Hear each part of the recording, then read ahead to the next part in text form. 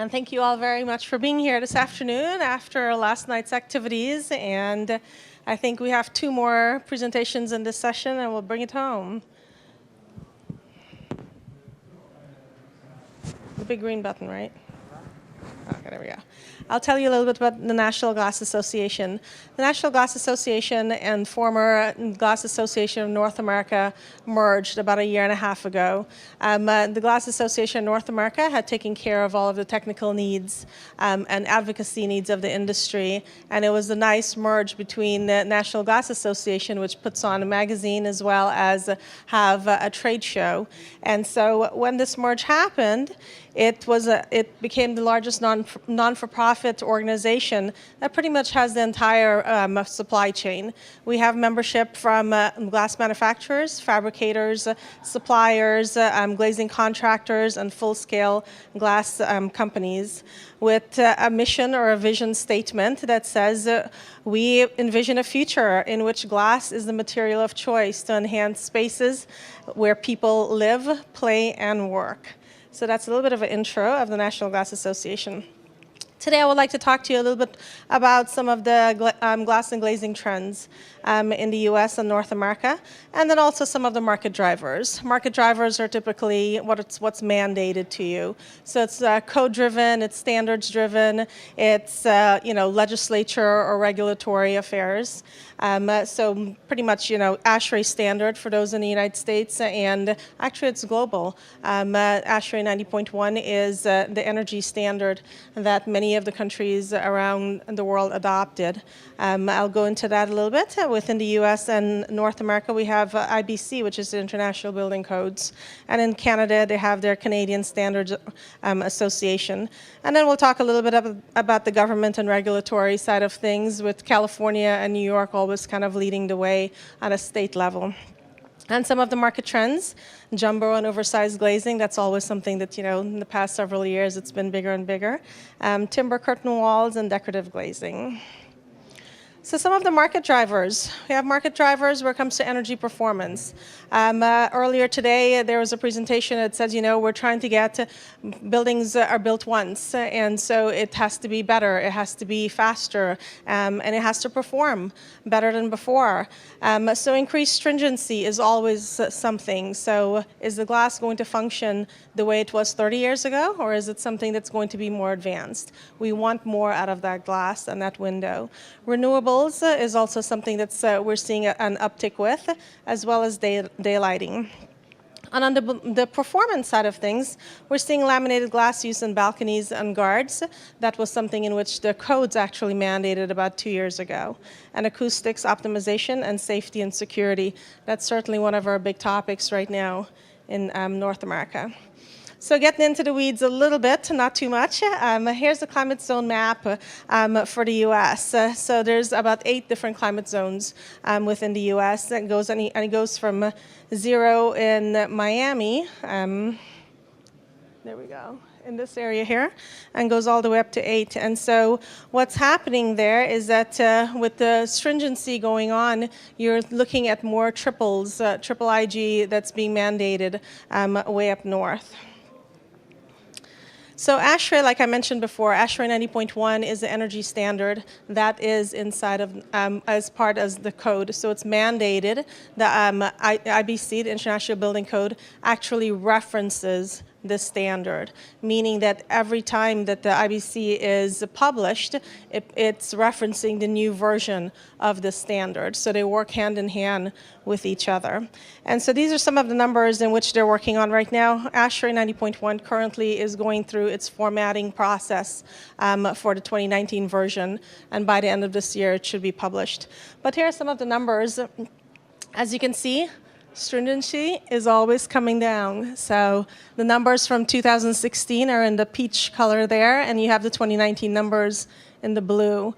And it's not getting better. It's always, ratcheting it down further and further, more stringency. So here on the first table there, you have your U factors for fixed windows. And then over here, you have your U factors for operables. Those are your open and closed windows. And then you have the solar heat gain coefficient for They're fixed as well as your operable there with the different colors. And again, as you can see, the numbers keep ratcheting down. And I know this is a lot of data on this particular slide here. And this is your 90.1 criteria. These are actual numbers that was inside of that chart. Over here, you can tell that here's the 2016 numbers for the fixed, and this is the proposed number. It says proposed because the standard has not been published yet. But these are the proposed numbers that are going down. One of the things to recognize here is there's a pattern. It's coincidental, but in many cases, this is close to a zone shift. So what used to be, zone 1 before, those numbers are now in the next zone. So that way, the marketplace already had the products in place. It's just it's now that you're able, it's a little bit more stringent, so you're able to sell in a different marketplace. And then here's your vertical fenestration numbers and overall solar heat gain coefficient. On this table here, you're able to see over the past several years, 2007, 2010, 2013, and this is referencing IBC years, but you pretty much had the solar heat gain coefficient staying pretty steady. And then in 2016, that's when it changed. And then here's the proposed new numbers. So these are the main solar heat gain coefficient requirements for the overall buildings, but there are variations based on external shadings and orientation. So as you put more time into designing of your building, you're able to just kind of shift things a little bit and have a little bit of trade-offs as well. There's credit going towards SSGC for exterior shading from overhangs, sunshades based on projection factor, and of course there's some allowances for north-facing glazing. ASHRAE also has an extra provision to encourage a lower solar heat gain coefficient for shading on the east and or west sides, and of course that matters more in the southern states. Renewables is something in which this is going to be the first time that it's going to be prescriptive. So the new prescriptive requirements, it's a proposal because it hasn't been published yet. It's a minimum amount of on-site renewable energy on the building. It's written around solar photovoltaics capacity of 0.25 watts per feet squared. And so it's to make up for a performance path. So if you're able to have some PV to help you offset some of your energies in the building, it's a better building moving forward again. This, like I mentioned, this will be the first prescriptive requirement for renewable energy in a national base energy code. And it's not just a voluntary code. So in North America, we typically have the green codes, which is about 10% above your mandatory codes. And this is the first time something like this here would be in the actual mandatory section. Daylighting, this is always a discussion. So daylighting within North America is not mandated right now. You mandate for safety, you mandate for energy efficiency. However, daylighting, well, it's not something because you have the lighting guys out there who are trying to make sure that they still have a part of the building as well. So daylighting, the glass industry is looking into, different methodologies for us to kind of help where it comes to comfort, to kind of, sell glass not just for energy efficiency, but also for all of these different categories.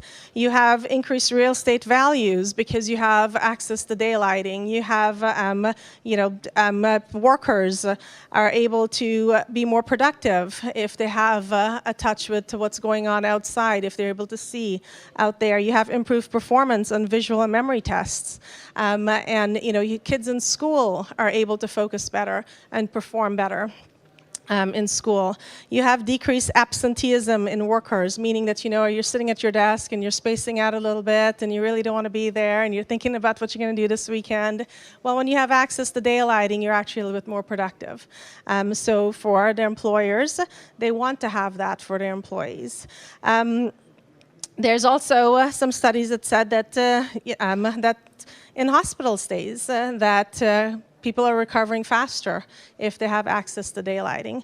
So within the National Glass Association, we have an advocacy committee in which we're trying to write this to where it's something that will now become mandatory in the codes, because focus and kids in school and et cetera, it's very important. So that's something that we're hoping to come up with.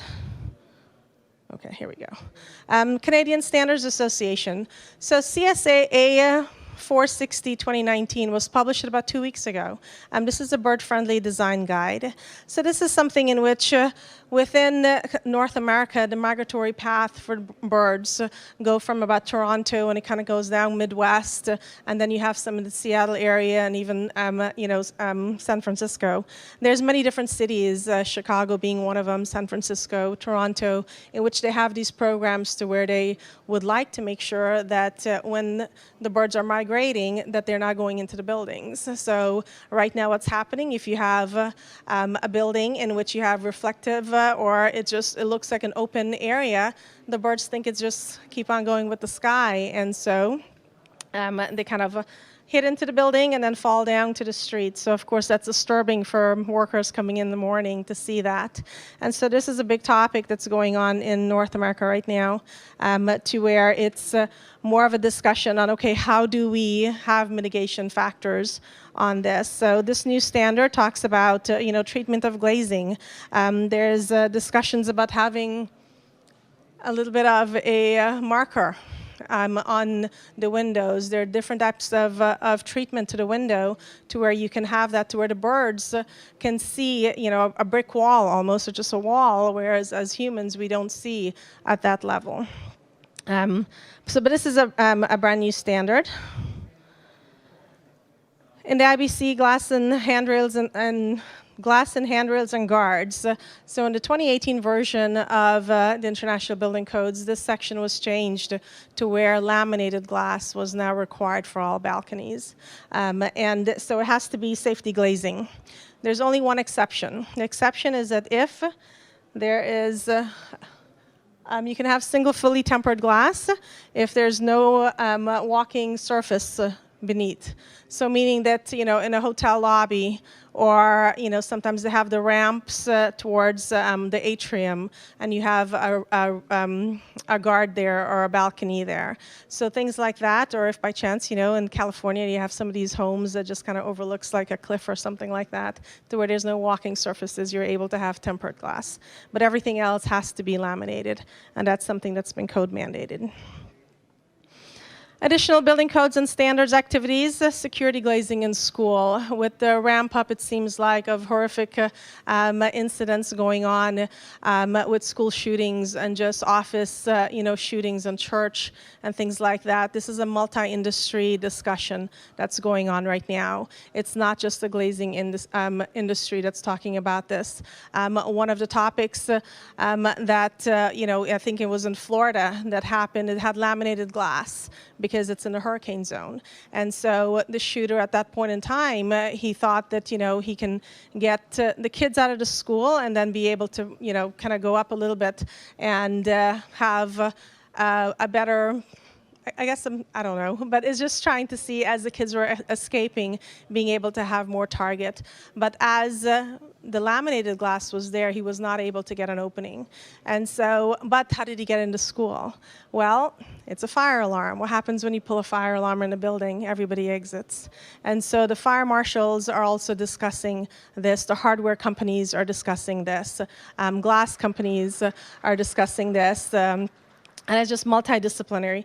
So here are some of the activities that's going on. NFPA is the National Fire Protection Association. They have an active shooter hostile event response ASHA program in which they talk about the different fire-rated side of things. And then also ASTM International, they have a joint activity going on within two different committees, security and security products.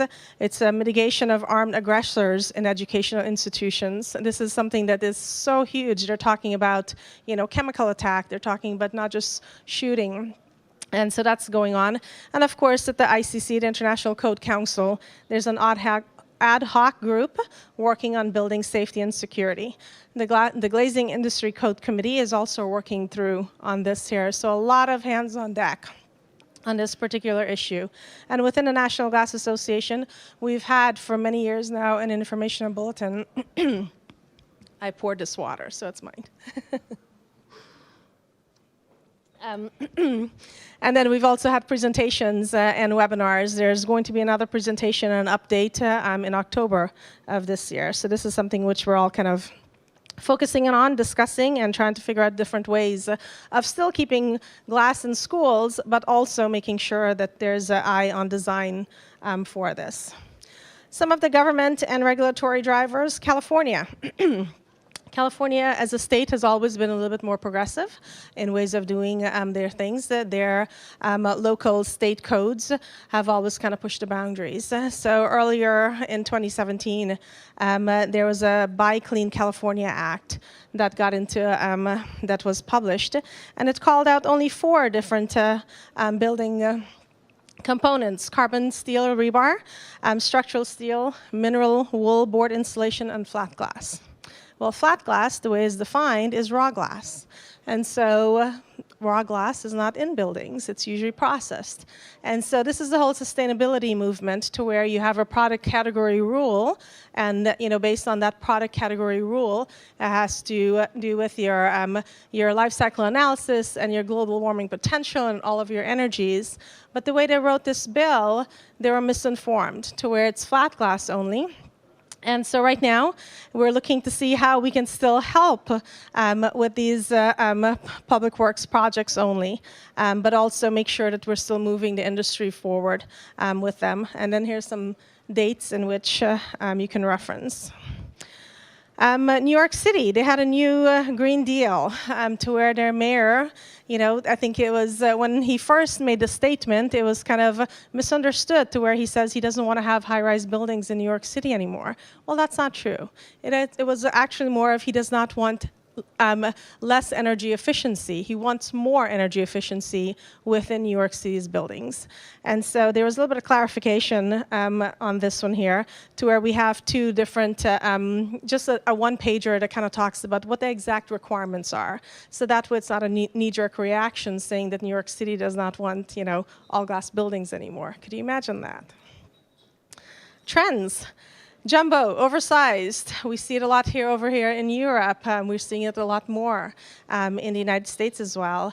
Glass Magazine had a top glass fabricator survey earlier this year, to where 42% of those who respond to the survey mentioned that they are capable of processing jumbo sizes now, which is pretty impressive. Decorative glass. This is always something in which more and more architects are kind of venturing out, and not just using the glass itself and the shape of the building, but more of bringing in that art part. They're able to use patterns or stripes or even photos and pictures on the side of a building, to where you're able to have more of the energy efficiency use with laminated glass or digitally printed glass. And the same survey had said 66% of the fabricators offer some sort of decorative glass. And thanks to Goldray, I think he's in the room, I use his photo here. Another trend that we're seeing a lot of is timber curtain walls. So because of the demand for thermal performance and aluminum and steel and all of that not necessarily being the most sustainable out there, there's been a drive for wood curtain wall. And mass timber is a new preferred material for low-carbon mid-rise buildings. So we're seeing a little bit more of wood being used for the high-rise buildings as well. And other market trends, I kind of touched on this a little bit earlier. Life cycle analysis, it's all about the carbon emissions. What's your carbon footprint in the world? How much you leave behind? Everyone is looking for net zero by some certain date or things like that. So we had a Thirsty Thursday, is a webinar series that we do every month. It's the 3rd Thursday of every month, to where we have like a 20 to 30-minute discussion on a technical topic. And this is something in which we discussed about, the environmental product declarations, that right now it's not such a big ask. Many of the green movement and some who are trying to get like LEED buildings are the ones asking for this information, but it's not mandatory yet. I think when it gets a little bit more mandatory and it's being asked for, that's when we'll see a lot more of these buildings out there. And in the market as to what's going on else there. So this same survey that was done earlier this year said 72% of the participating companies invest in fabricating machinery this year, meaning that lots of money is going into more fabricating, a lot more processing of glass being done. And 74% of the companies plan to launch some new product, energy efficiency product, and also decorative glazing products. And here's some more information, and this is part of Glass magazine. So resources, like I mentioned, glass.org is the National Glass Association's website. The Thirsty Thursday webinars, they're all free for you there, as well as the glass information bulletins that I had referenced. Those are also free downloads for the entire industry, and Glass magazine. So with that, I thank you very much for being here and listening, and I'll take any questions if you have any.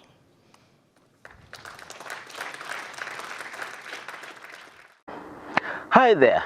Did you like what you just saw?